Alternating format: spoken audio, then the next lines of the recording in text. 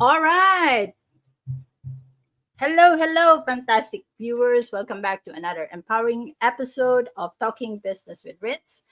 We have a remarkable guest with us who's not only a life coach, a mental health advocate, CEO, a public speaker, but a true survivor who has thrived through adversities, okay, that many of us can't even fathom. So I'm your host, Ritzel Loredo Rectra, and today we have an incredible show lined up for you.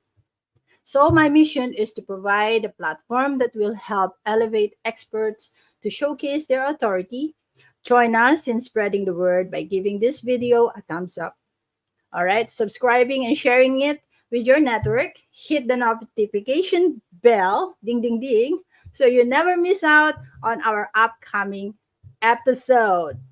All right.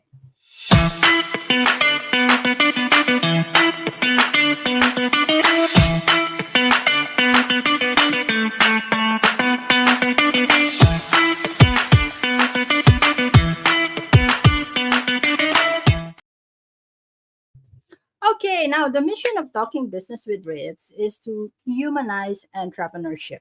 So by showcasing the human behind the title before the offer.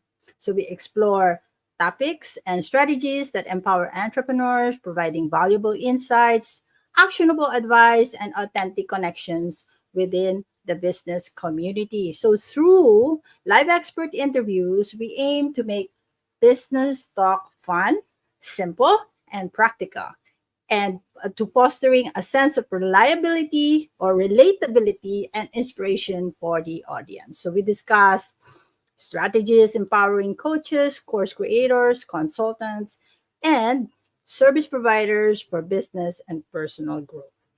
All right. Okay, now, Bam Bam, our guest today is not just here to share his personal journey, okay, to mental wellness, but to inspire, uplift, and guide us all towards, resilience, recovery, and healing. So his story is a testament to the strength of the human spirit, and I'm truly honored to have him on the show today. All right, let me prepare my screen. All right, please welcome. Where's my clapping thingy? Please welcome George Brooks. Here we go. Here Thank we you. go. Thank you. Thank you. Good morning. Good morning. Good morning. Good morning. All right, George, thank you for being here and sharing, you're going to share your wisdom with us today. Thank you. Okay, are you excited to get and ready to start the show? Oh, yes. I'm always excited to get a chance to share my narrative in the hopes of helping people. I think I have some unique experiences in terms of dealing with business and mental health. So I'm looking forward to the discussion, and I want to thank you for having me on this morning. All right, now let's start the first segment of the show. Here we go.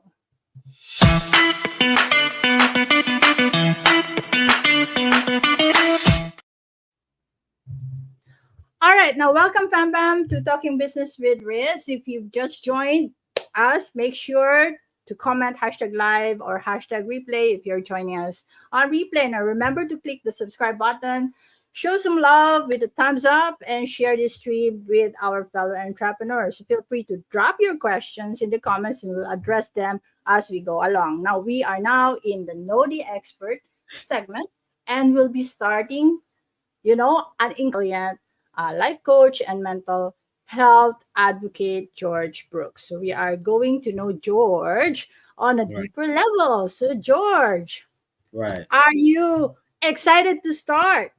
Yes, I am. Let's go. All right, let's now change the angle. Once again, this is a guided question. Okay. Today's episode is a game changer and evolves around the main topic, empowering minds, the journey to mental wellness. So, but Right. before we unravel those gems, George, tell us a bit more about yourself. Who is All right. George? Who is George as a person, and how did you get started as a life coach? All right. Well, I first engaged mental illness at about age 7. I noticed I processed my emotions differently.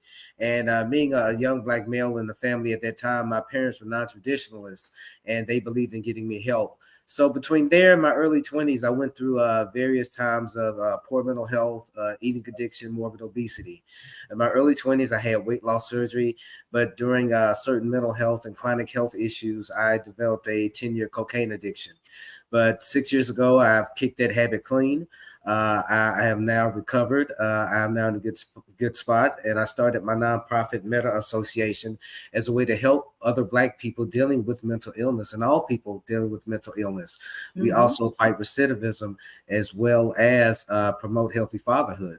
And one way I do that is through my work as a public speaker and advocate. So I am available for public speaking. All right. Fascinating. Now, hearing about the experiences that mold the experts we gain insights from is truly, truly inspiring. Now, Right. George, as a life coach and a mental health advocate, how do you approach helping your clients get through their mental health issues? By first dealing with themselves, by accepting accountability for their actions in their relationships and in those areas that maybe they feel deficient in their life that's causing them to seek out a life coach. Accept accountability for one, and then have a plan of action to try to mitigate or correct those issues, and also deal with their accountability in terms of how they have impacted their own personal relationships. And once you do that, once you accept accountability, then the true road to recovery can begin. So I always encourage them to first be accountable. All right. Impressive. Now, let's get to know George on a more personal level. Are you ready for a lightning round of fun questions? Sure. All right. Now, first question. What is your favorite word and why? My favorite bird and why? Word. Word. Right now I use the word matriculate a lot just because it fits so many situations where I'm using it right now. So I guess my word of the moment of the day is matriculate. Matriculate, just because you're using it It lately. just fits so many situations. It's like a one size fit all for me right now, and I'm just loving it. So All right. All right. Now, if you had a theme song that played every time you enter the room, what would it be and why? probably something Batman related, I guess, just because I've been a lifelong Batman fan, and I figure if I need a theme, it'll have to come from there somehow. All right. Like dun dun dun dun dun. Not quite that one. I'm thinking one of the more recent kind of moodier ones because they're more in my mood. But yeah, I guess. All right. All right. Now, if you could have dinner with any historical figure, who would it be and what's the first question you'd ask them? Wow.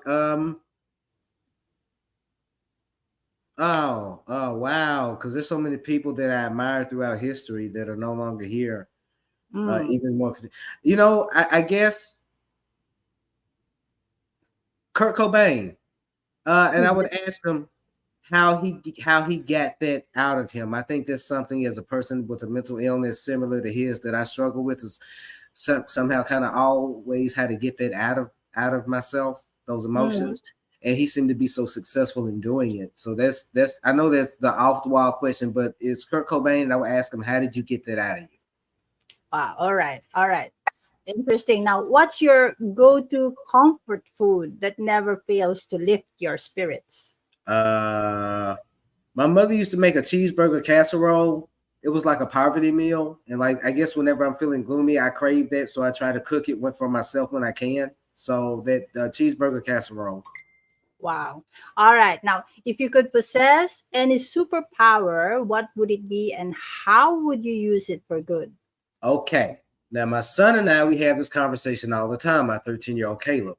We talk about superpowers. We've done it all his life. Mine would be to be able to teleport.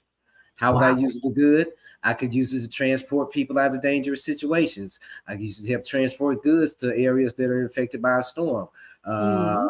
Just in matter of just getting people out of dangerous situations would be key. But just in terms of commerce, the good I'd be able to do and make a lot of money for myself. So that's how I would use it for good, to help people and make my money. That's fantastic. That's a Right? win win situation. Has to That's be. good. Has to be. All right. Now, on a more serious note, Mhm. George, if you could give one piece of advice to your younger self, what would it be? Stay focused. Stay focused. I think due to my bipolar disorder, it makes it hard to focus. But I think that I let too many things distract me from me. For one, I didn't set proper goals, and without those goals, I wasn't able to focus because a failure to plan is a plan to fail. And I Mm, wish I would have learned that a lot younger. My friend Chanel Baptiste used to quote me all the time. So I want to make sure that a younger me will understand to stay focused on something, because complete something. But that's what I would tell my younger self right now. all right, those were fantastic. Big thanks to George for generously sharing in the Know the Expert segment. All Thank right. you. All right, now fam, stick around to dive into the heart of today's topic, empowering minds journey to mental wellness. Stay tuned for the Learn from the Expert segment. Here we go.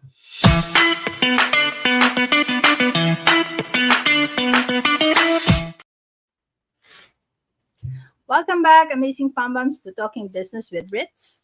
All right, we are deep into our conversation with the incredible life coach and mental health advocate, George Brooks. Now it's time to learn from the expert. George will let's delve into the specifics, starting with our first subject, Right. subtopic. Okay, let me just flash it on the screen. So this is our first topic, George's resilience, a personal testimony. All right, now George, your journey has been incredibly resilient, right? Right. Mhm.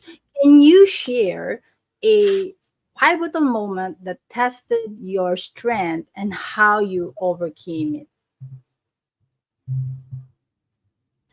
Well, there was one point earlier this year when I was actually homeless and on the street, and I remember it being February, and I only had a jacket on and two backpacks with everything that I owned in them.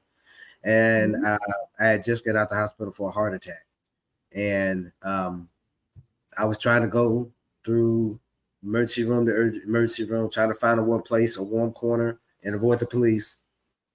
But at the time, I was campaign manager for someone. At the time, I had other responsibilities, but I kept working on them. Even sleeping outside on the ground, I was still on my phone doing what I could, doing everything I could to make sure I stayed active. That despite what I was going through at that time, I stayed viable in other aspects of my life, so that my life didn't totally fall apart. So Hmm. that's the story of my resilience. The fact that is, try not to get knocked down in the first place. Take a knee, and it's because sometimes it's hard getting up when you get knocked all the way down. So try to mitigate that on the way down and avoid a lot of problems for yourself. All right. So tell me, George, what role did your mindset play in navigating adversity and how did it evolve over time? Well, I would not be in recovery like I am today had I not changed my mindset. My mindset was one of the first things that I addressed. First thing I did was address my spirit in terms of my personal relationship with God. But in terms of my mindset, there were certain Mm, books I read. I read the Book of Five Rings by Masashi Miyamoto. I studied that. The Hagakure, The Art of War by Sun Tzu, The Prince by yeah. Niccolo Machiavelli. I'm a huge fan of samurai culture. And the samurai mindset I'm a huge lover of the Shinsengumi. I plan to go to Kyoto. So, and I've been like this since I was a child. So a lot of that thinking, that martial thinking, I also did martial arts. That thinking has kind of come back to me at 45 now and kind of Mhm. helped get balanced. And it was all about mindset. All right. Now, the lessons in life that you are sharing is very profound. And I'm Right. sure it is a continuous journey of self discovery. So, George, your story resonates with many. How do you maintain resilience on a daily basis? And what advice do you have for others facing similar challenges? Well, not only am I dealing with the anxiety and stress that can be caused by dealing with such heavy issues on a daily basis, I'm also one that is living with a triple diagnosis in terms of mental illness. So it's important that I do all those things. That I get up and pray every day. Mhm. That's the first and foremost thing that I do each day. That I take my medication. That I talk to my therapist. That I build healthy relationships. There are things that I have to do for my self-care. So that's how you help mitigate a lot of what's going on. And that's really what you have to do for yourself. And it's your responsibility. So as an advocate in terms of business, what I do, everything that I do business-wise, entrepreneurship-wise, economically, really in every way in my life is committed toward helping people toward that goal. All right. Do you have a like physical activity routines that you can share with our audience? Do I have any physical what now I can share? Activities. I Do think, you I'm a person, I'm truly biased when I say this. I'm a huge fan of the martial arts. It's something that you can do in a group, but yet it's individualistic enough to where you can gauge your own process. And that's what I loved about the martial arts. I'm not an athletic person, but through my hard work, I was able to excel with that on my own. So I think martial arts is good. It's good for working out aggression. It's good for conditioning. But if you want something a little bit more with a little bit more fellowship in terms of a team sport, and the local YMCA, getting something organized, something that'll keep you engaged with people. If you want to find something that's more solitary, like handball or something like that, fine. But I think that especially when it comes down to seasonal mental illness and mental disorders and emotional disorders, you know that you get blue around football season, and join the flag football team down the line. They're just do what you're interested in and what brings you happiness. All right. Now that is a brilliant advice. So, to my fam bam, drop your questions for George in the live chat. Take this opportunity to ask your questions. So now we are moving on to subtopic number 2, which is recovery chronicles. So George's triumph over adversity. So George, can you share a big moment during your recovery that made a difference? Every day, because every day is a new day where that is apparent, where that is the focus of my day and where my thoughts go. Because I quit a 10-year addiction to cocaine cold turkey 6 years ago, and every day is another day that I have not relapsed. Every day is another day that I have avoided that trap, that I've avoided that demon, that I've avoided the enemy. So every day is a triumph for me. I can't imagine that. All right. Now, that must be really, really, really challenging because I can see a lot of in the movies, right, where Right. this kind of stuff. If that is happening in the movies, what else in the real life, right? Right. So you are a testament to that one. Thank you. It can be done, right? It can be Right. done. It can be done. Yeah. So following on that, how did you navigate the challenges of recovery while simultaneously managing your various roles, such as, being a CEO, a life coach, and a mental health advocate? Well, my most important role is that of a father. Hopefully one day that of a virtual husband, that of a friend, that of a mentor, as a brother, is all those other roles. Those other roles supersede anything I could ever do business-wise or economically. But I balance it for a while. I balanced it not very well up until about this year, up until about a few months ago. But now that I found a sense of balance, I just balance it by putting everything in its proper place, by setting my boundaries in terms of after a certain amount of time, after a certain time of the evening, I'm not accepting a business call. I take my time to rest, and that really has helped me see so much clarity in terms of what I need to do to balance myself. I'm now seeing, okay, between these hours and these hours, I'm more productive. I need to rest these hours, allowing myself to formulate my own schedule that's going to deal with my physical disabilities, because I do have several of those as well, and my mental illness as well. So that means not only you, that means your family is also on board in terms of your schedule, because probably sometimes the schedule that you have might not jive with theirs. So how do you manage that? Well, while it's unfortunate because I miss having my kids around and seeing them every day, I'm an empty nester now, so I live alone. So I no longer have that issue. I don't have that issue anymore. So, it's all right. It's going pretty good. This is a lot easier to manage. Like I said, just missing the kids and having them close, that's probably the hardest part of it. So that time that the kids are around, right? How do you Right. manage? Oh my God.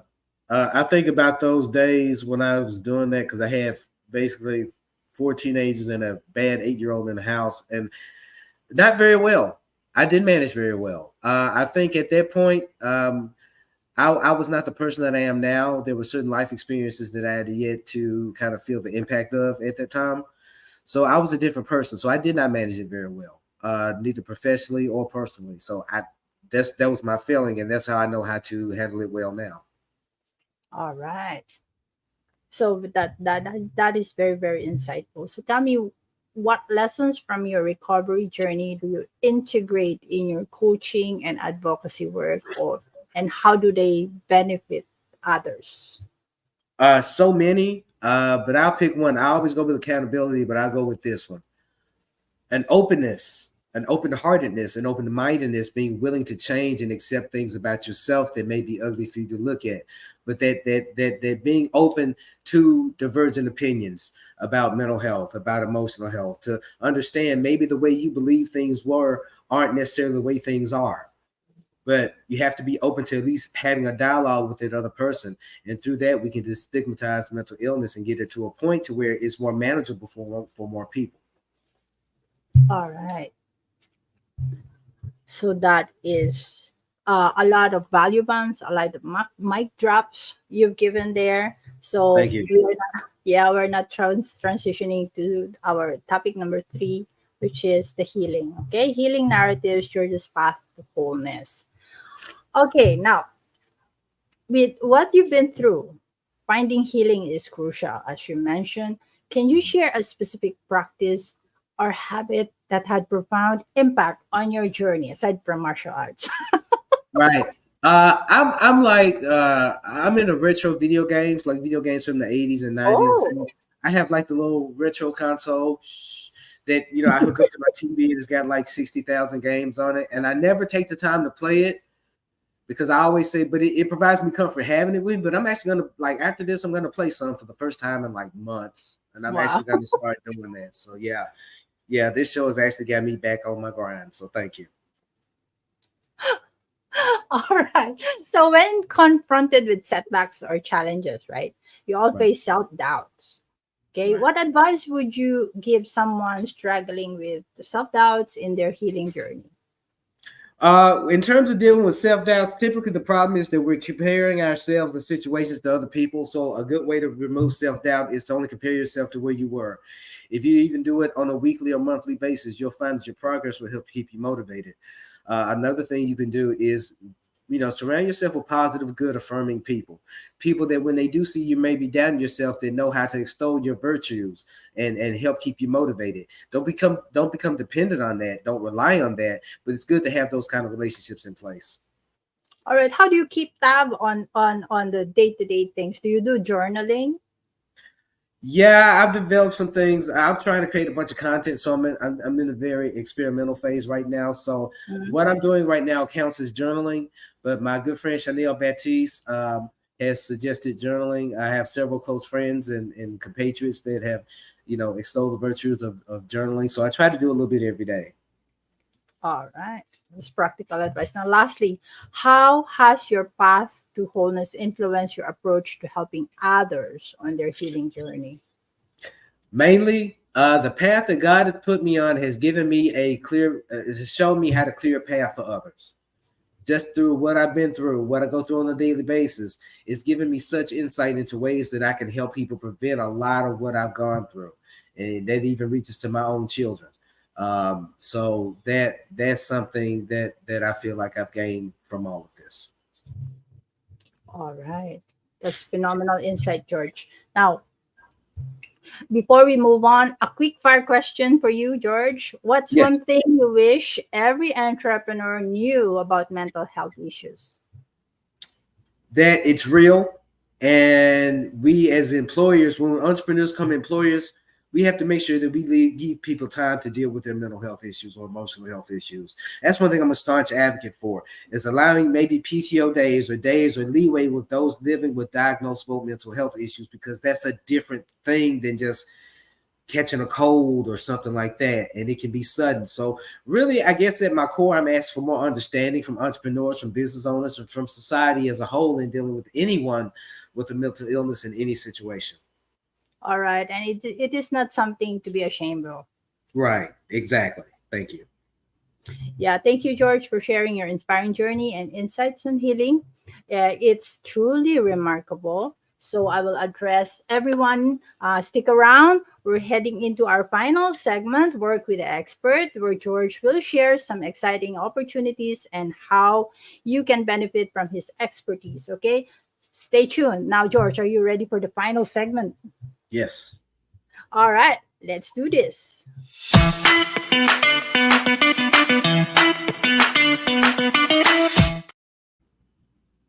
All right, welcome, Pam Bam, fantastic Pam Bams. We had an informative conversation with our dear George Brooks here, life coach and mental health um, advocate. Here are the key lessons from today. George had showed us how being strong and not giving up can help overcome tough times.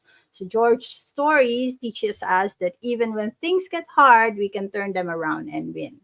And also, George's journey proves that we can find peace and feel better no matter what we've been through. All right, it can be done. Okay, now it's time to explore how our audience can benefit from your expertise, George. All right, Mhm. so George, could you share the ways our viewers can work with you and the offerings you have for them? Okay. Well, we do have a website, metaassociation.org, METTA association.org. It's currently under construction, but it will be up by the first of the year or shortly thereafter. We will be accepting donations. Right now, we are, as a nonprofit, registered 501c3, we are heavily relying on donations. We do have a Cash App tag, which is Cash App tag $.metaassociation.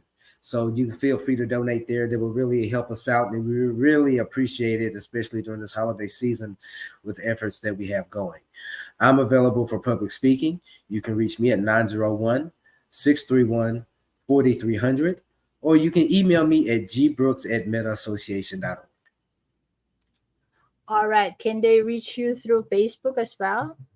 Right. You can reach me on my social media. We are at George P. Brooks.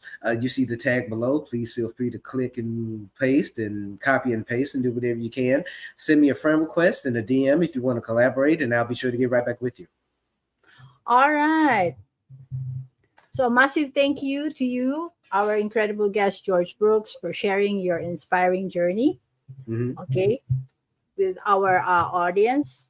Where is it? There you go. Your strength and resilience are truly commendable. Thank you. All right, now Bam Bam, if you're looking for someone to guide you with your journey to mental wellness, George is the go-to person. All right, check out his website, www.metaassociation.org, which is running down there, and connect with him at his socials, which is here. I'm going to flash it again. All right. All right. George.Brooks 12764-874. Just type that in Google. Yes. Or you can just put in Facebook, put in George P as in Peter, George P. Brooks, and it'll come up. All right, George P. Brooks. Right. Thank you. All right. Again, thank you, George, for making this as a fantastic episode. Yes. And short. All right. Thank you so much. Right. Day. All right. And we hope to have you once again in the future episode of Talking. Anytime. Thank you. All right. Ladies and gentlemen, don't go away, George. Ladies and gentlemen, George Brooks. Right.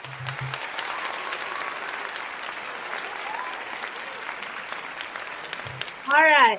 Now, to our amazing viewers, thank you for joining us today on Talking Business with Ritz. If you found value in today's episode, don't forget to like, subscribe, and share. Your support means the world to us. Stay tuned for our next empowering conversation. Until then, remember, your journey matters, your story matters. Keep striving. It can be done. This is Ritzel, Loretta Rectra, and George Brooks. Catch you on the next episode. Stay safe and healthy. And let's continue talking business with Ritz. Bye, everyone.